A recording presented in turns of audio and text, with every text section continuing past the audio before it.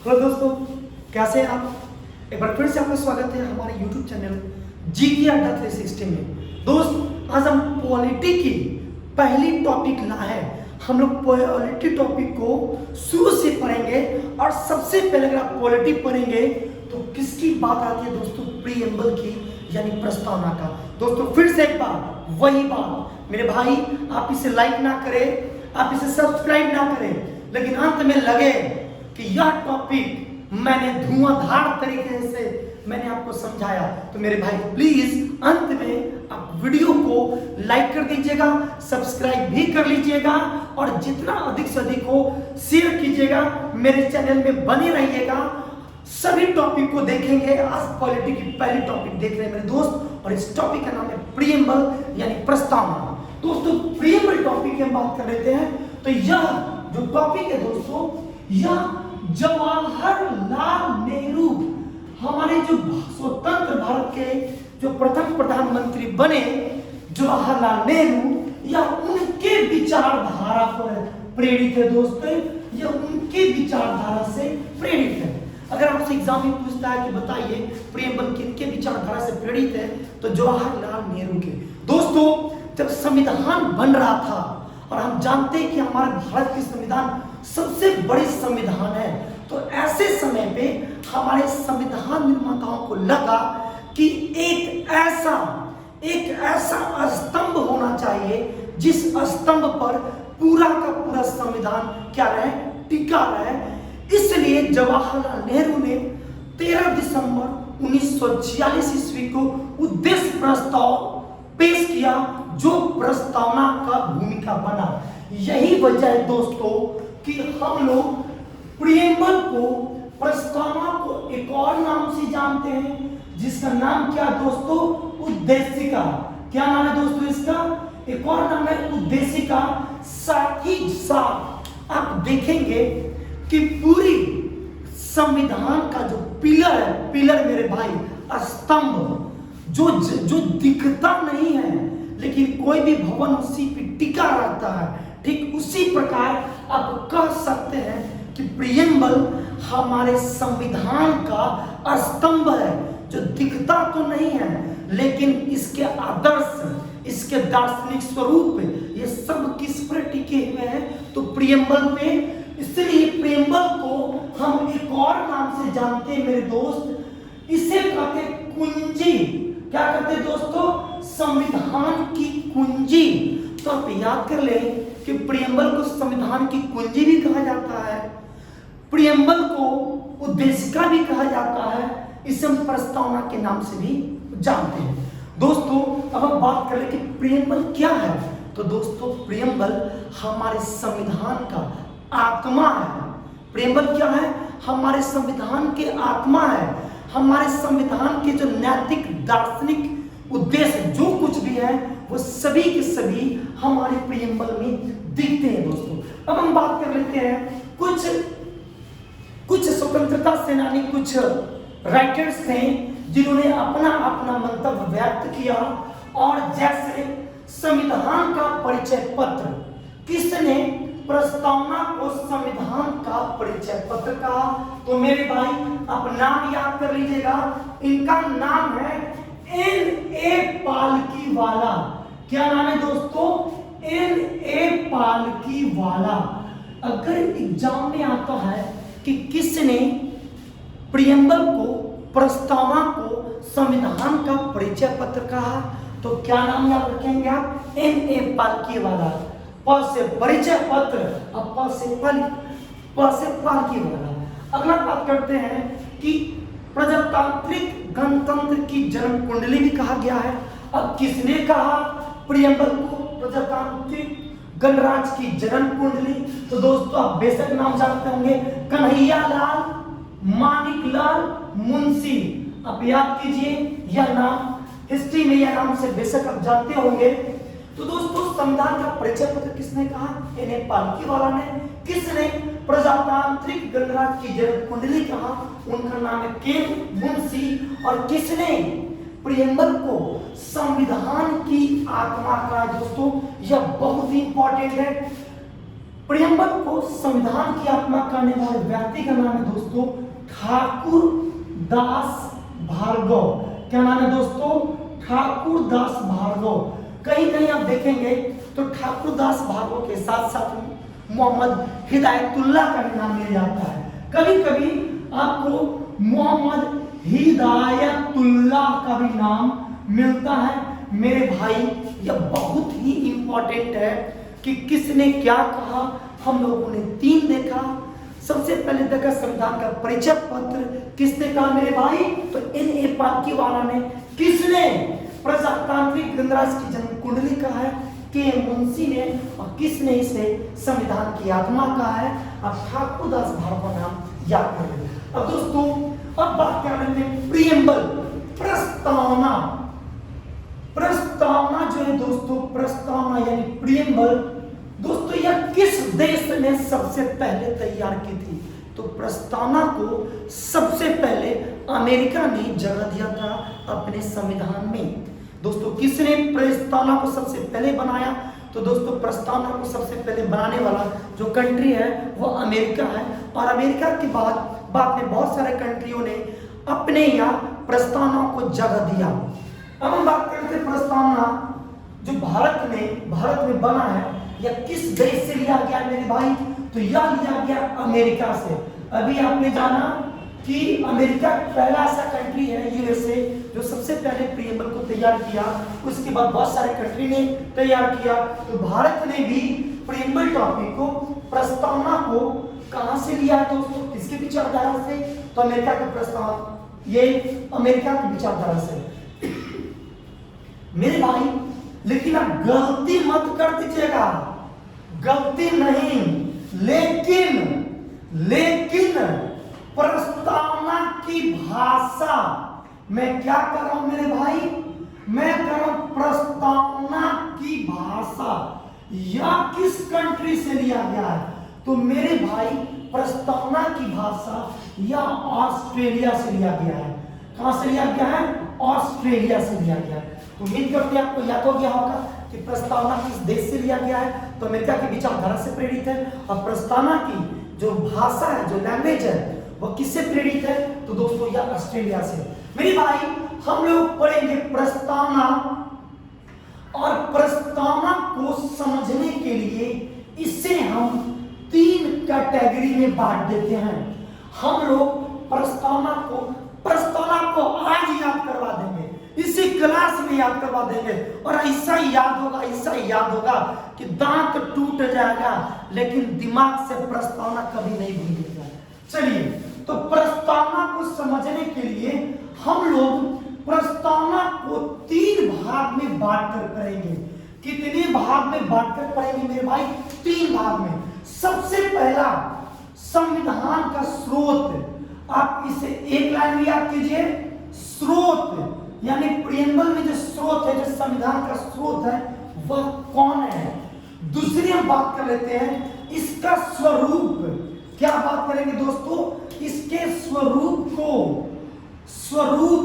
या आप इसी को कह सकते हैं क्या? दृष्टिकोण। क्या कह सकते हैं दोस्तों? दृष्टिकोण। और अंत में एक और टॉपिक प्रस्तावना को समझने के लिए पढ़ेंगे जिसे कहते हैं उद्देश्य। यानी प्रस्तावना जो बना, इसका स्रोत किसे कहा गया? संविधान का स्रोत किसे कहा गया? हमारे प्रस्तावना का स्वरूप, दृष्टिकोण, विचार कैसा है, और अंत में उद्देश्य की प्रस्तावना जब पढ़ेंगे तो इसका उद्देश्य क्या है दोस्तों। तो जैसे प्रस्तावना प्रियम्बल टॉपिक को स्टार्ट करेंगे, सबसे पहले क्या स्टार्ट करेंगे दोस्तों? तो सबसे पहले प्रस्तावना के स्रोत में प्रियम्बल शुरू होता है तो कहता है क्या? हम भारत के लोग, यानी दोस्तों जो हमारा स्रोत है, संविधान का स्रोत, वो कौन है? हम हैं। यानी हम कौन? भारत के लोग। अगर एग्जाम में आए कि बताइए संविधान का स्रोत कौन है, तो खटाक से टिक कर दीजिएगा हम। यानी कौन दोस्तों? भारत के लोग। खत्म। आपसे पूछेगा बताओ इसका स्रोत कौन है, संविधान का कौन स्रोत है? तो प्रियम्बल जैसे शुरू होता है तो हिंदी में लिखा हुआ हम भारत के लोग, यानी कौन है दोस्तों? हम भारत के लोग। अब हम स्वरूप बात कर लेते हैं कि हाँ ये जो प्रियम्बर हमारा है इसका स्वरूप कैसा है, इसके दृष्टिकोण कैसे है, तो हम इसे फिर अलग अलग क्राइटेरिया में बांटेंगे, स्वरूप देखेंगे दोस्तों। तो सबसे पहले स्वरूप क्या आता है, आप प्रस्तावना याद है आपको, हम भारत के लोग भारत को संपूर्ण क्या, संपूर्ण प्रभुत्व क्या दोस्तों, संपन्न। दूसरा समाजवादी, समाजवादी। तीसरा पंथ निरपेक्ष, क्या दोस्तों, पंथ निरपेक्ष। चौथा दोस्तों लोकतांत्रिक, क्या दोस्तों, लोकतांत्रिक। और पांचवा दोस्तों क्या है, गणराज्य। अब समझिए इसका मतलब, कहता है कि हमारा जो प्रस्तावना है यानी जो संविधान बनेगा वो कैसा होगा, तो मेरे भाई कैसा होगा, तो संपूर्ण प्रभुत्व संपन्न होगा, समाजवादी होगा, पंथ निरपेक्ष होगा, लोकतांत्रिक होगा और क्या होगा, डेमोक्रेटिक होगा, यानी क्या होगा, गणराज्य होगा। मेरे भाई मैं आपको इस पांचों शब्द का मैं अर्थ बतलाता हूं, मेरे साथ बन रही अंतर। प्रभुत्व संपन्न, हम बात कर रहे थे दोस्तों प्रभुत्व संपन्न, इससे बोलते स्वर्ण, इंग्लिश में क्या कहते हैं, स्वर्ण। तो संपूर्ण प्रभुत्व संपन्न का मतलब क्या होता है, कोई भी आपसे पूछ देगा बताओ जो प्रियम्बल में संपूर्ण प्रभुत्व संपन्न लिखा हुआ है इसका मतलब क्या है। मेरे भाई मेरे दोस्त, इसका मतलब यह होता है कि भारत अपने आंतरिक मामले, अपने विदेशी मामले स्वतंत्र, किसी भी निर्णय को स्वतंत्र रूप से ले सकता है बिना किसी आंतरिक और बाह्य दबाव के। यानी सिंपल समझिए कि स्वर्ण का मतलब होता है कि आंतरिक मामले को और बाहरी मामले को स्वतंत्र रूप से खुद से निर्णय ले सकता है दोस्तों, यह मतलब होता है क्या, संपूर्ण प्रभुत्व संपन्न। समझ गए। अब बात करते हैं दोस्तों समाजवादी। समाजवादी का मतलब क्या होता है दोस्तों, समाजवादी एक विचारधारा। समाजवादी का मतलब होता है दोस्तों कि भारत में जो भी आर्थिक इकाइयां हैं दोस्तों, जो भी आर्थिक स्वरूप है या भारत के लोगों के लिए क्या होगा, सामाजिकता, इक्वलिटी होगा, बराबरी होगा दोस्तों। भारत के आर्थिक पे, भौतिक और भौतिक संसाधनों पे किसका स्वरूप होगा, किसकी प्रभुसत्ता होगी दोस्तों, तो यहाँ के नागरिकों का, यहाँ के समाज का समान रूप से होगा। पंथ निरपेक्ष, अब कोई आपसे पूछे कि बताइए पंथ निरपेक्ष का मतलब क्या होता है, तो आप कहिएगा कोई भी धर्म अपना लीजिए, गलत मेरे भाई। पंथ निरपेक्ष का मतलब होता है जिस राज्य में कोई धर्म को ना अपनाया गया हो। क्या हो, पंथ निरपेक्ष का मतलब होता है दोस्तों कि राज्य का, किसका, राज्य का अपना क्या होगा, कोई धर्म क्या होगा, नहीं होगा। इस लाइन को आप रख लीजिएगा। पंथ निरपेक्ष जिसे क्या कहते हैं, धर्म निरपेक्ष भी कहते हैं। इसका मतलब हुआ कि राज्य का कोई अपना धर्म नहीं होगा। अब हम बात कर रहे थे दोस्तों लोकतांत्रिक। लोकतांत्रिक का मतलब क्या होता है, लोकतांत्रिक का मतलब होता है दोस्तों कि यहाँ की जो प्रभुसत्ता होगी, प्रभुसत्ता वह किसके हाथों में होगी, जनता के हाथों में होगी। दोस्तों मैं जो भी बोल रहा हूँ, आप जब भी वीडियो को देखते हैं आप एक पेन कॉपी ले ले, जो भी लगे आपको कि लिखने वाली टॉपिक है बेशक आप लिख ले। मैं हर बातों को नहीं लिख सकता, मैं उसी बात को लिख सकता हूँ जिससे कि मैं आपको थोड़े बहुत समझा सकूँ।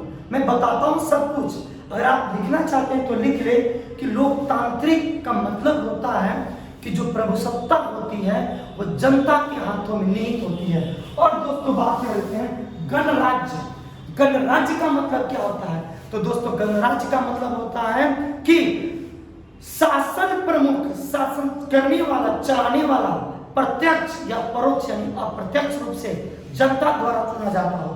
तो मेरे भाई भारत में आपको सब कुछ दिखता है, संपूर्ण प्रभुत्व संपन्न दिखता है। आज भारत आंतरिक मामले, विदेशी मामले खुद से लेने के लिए स्वतंत्र है। समाजवादी है दोस्तों, हमारे भारत में सभी को इक्वलिटी माना गया है।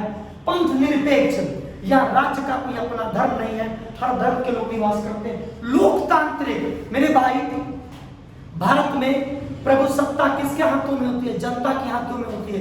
याद कीजिए, आप मुख्यमंत्री चुनते हैं, याद कीजिए आप मुखिया चुनते हैं, वार्ड पार्षद चुनते हैं, प्रधानमंत्री चुनते हैं, राष्ट्रपति भी आप ही चुनते हैं, लेकिन आप प्रत्यक्ष तरीके से चुनते हैं। तो यह लोकतांत्रिक। गणराज्य है जहाँ प्रशासन प्रमुख है, यानी प्रधानमंत्री, राष्ट्रपति या कोई भी किसके द्वारा चुना जाता है? प्रत्यक्ष और अप्रत्यक्ष रूप से जनता के द्वारा। दोस्तों अब हम समय नेवी का आते हैं और हम आते हैं उद्देश्य।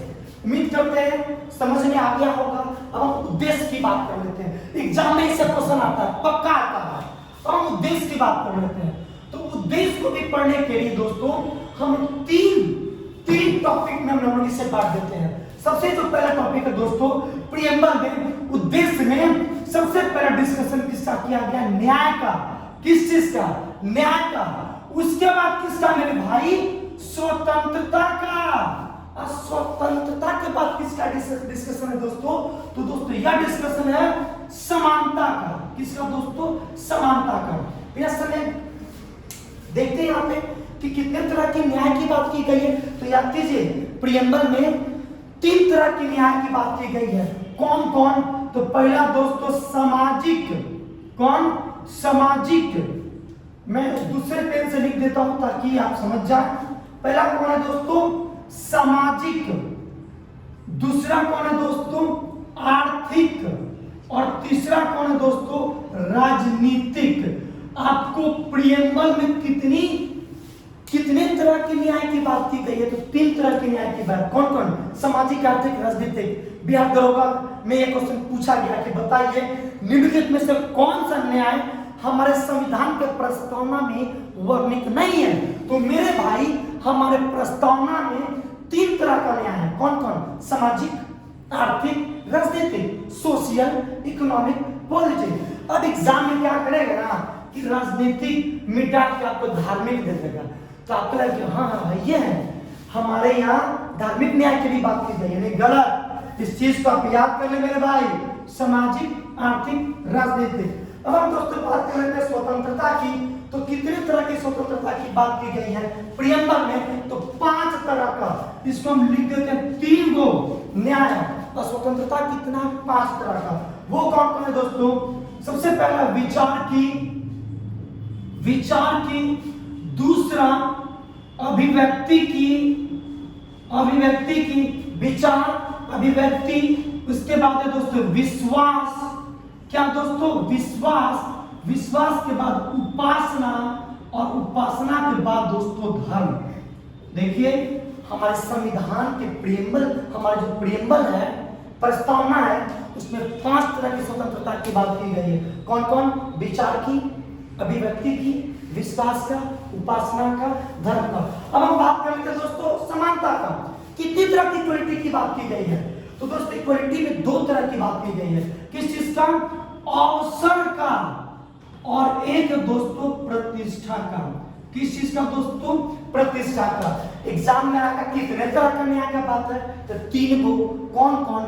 सामाजिक, आर्थिक, राजनीतिक। हमारे प्रस्तावना में कितने तरह की स्वतंत्रता की बात की गई है? तो 5। कौन कौन? तो विचार के बाद अभिव्यक्ति के बाद विश्वास, उपासना, धर्म। समानता की बात कर लेते हैं। कितने तरह की समानता की बात की गई है दोस्तों? 2 चीज का, अवसर का और प्रतिष्ठा का। तो दोस्तों उम्मीद करते हैं प्रस्तावना आपको आसानी से समझ में आ चुका होगा। प्रस्तावना कहां से लिया गया? अमेरिका से। इसका भाषा कहां से लिया गया? ऑस्ट्रेलिया से। प्रस्तावना को 3 भाग में बांटे, स्रोत, स्वरूप, उद्देश्य। हमारे संविधान का स्रोत कौन है? तो भारत के लोग हैं। स्वरूप, दृष्टिकोण कैसा है? तो 5 तरह का है। हमारा भारत, हमारा प्रियम्बल जो है ना, संपूर्ण प्रभुत्व संपन्न है, भारत है, समाजवादी है, पंथ निरपेक्ष है, लोकतांत्रिक है, गणराज्य। पूरी संविधान की झलक दिखती है दोस्तों हमारे कहां पे?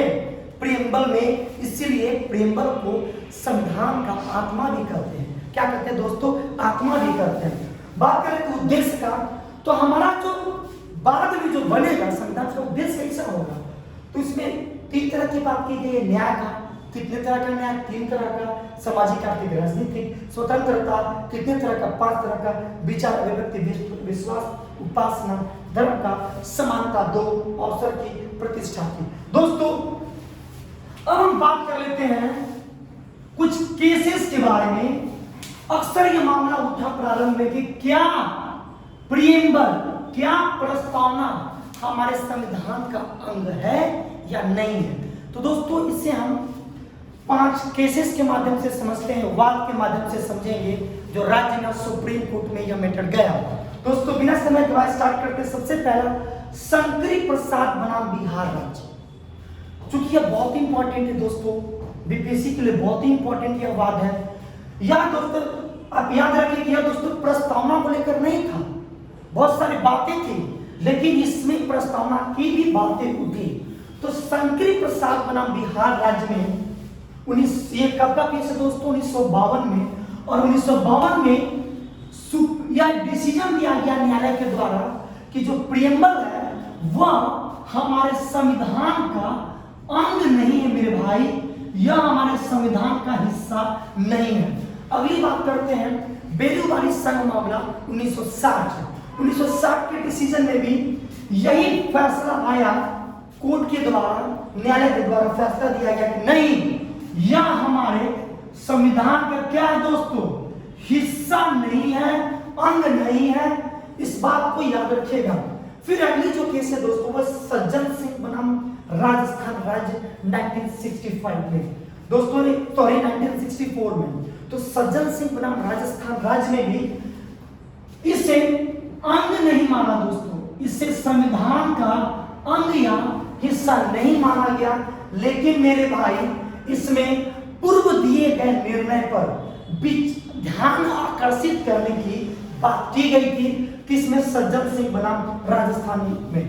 अगर हम बात कर लेते हैं गोलकनाथ बनाम पंजाब राज्य में, इसमें भी इसका अंग या हिस्सा नहीं माना गया, अंग या हिस्सा नहीं माना गया, पर कहा गया कि यह जो प्रियम्बल है, प्रस्तावना है, यह अपरिवर्तनीय है, इसमें किसी भी प्रकार की परिवर्तन नहीं की जा सकती है। लेकिन दोस्तों इसमें कहा गया कि यह संविधान की क्या है? आत्मा है। क्या दोस्तों? आत्मा का जिक्र यहाँ पे किया गया था, किसमें? गोलकनाथ बनाम पंजाब राज्य। तो दोस्तों ये चारों बहुत आसान थे। हम डिस्कशन कर रहे हैं कि प्रस्तावना हमारे संविधान का अंग है या नहीं है। तो ऊपर के 4 शंकरी प्रसाद मामले में, बेलूवारी मामले में, सज्जन सिंह के मामले में, गोलकनाथ बनाम पंजाब राज्य में यही कहा गया कि अंग नहीं है। अब बात कर लेते हैं केशवानंद भारती में। तो केशवानंद भारती में दोस्तों यह बहुत ही इंपॉर्टेंट बात है, और इसमें कहा गया कि हाँ जो प्रियम्बल है यह हमारे संविधान का क्या है मेरे भाई? हिस्सा है, यह हमारे संविधान का अंग है। और इसमें अनुच्छेद 368 के तहत, आर्टिकल 368 के तहत इसमें संशोधन किया जा सकता है। क्या किया जा सकता है मेरे भाई? संशोधन किया जा सकता है। और इसी टॉपिक में दोस्तों केशवानंद भारती वाद में ही मूल ढांचा का सिद्धांत आया। मूल ढांचा का सिद्धांत। अब समझते हैं दोस्तों कि केशवानंद भारती वाद क्या था।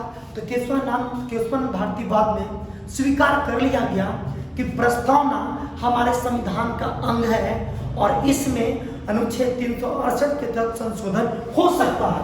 इसमें मूल ढांचा का सिद्धांत भी दिया गया, अर्थात इसमें संशोधन तो हो सकता है, लेकिन कभी भी नकारात्मक संशोधन नहीं किया जा सकता है। ऐसा संशोधन नहीं हो सकता है जिससे कि हमारा प्रस्तावना कमजोर पड़े। इसके बेसिक स्ट्रक्चर का कॉन्सेप्ट दिया गया, आप इसको कमजोर नहीं कर सकते हैं, या ये मजबूत हो सकता है संशोधन के तहत, लेकिन कमजोर नहीं हो सकता है।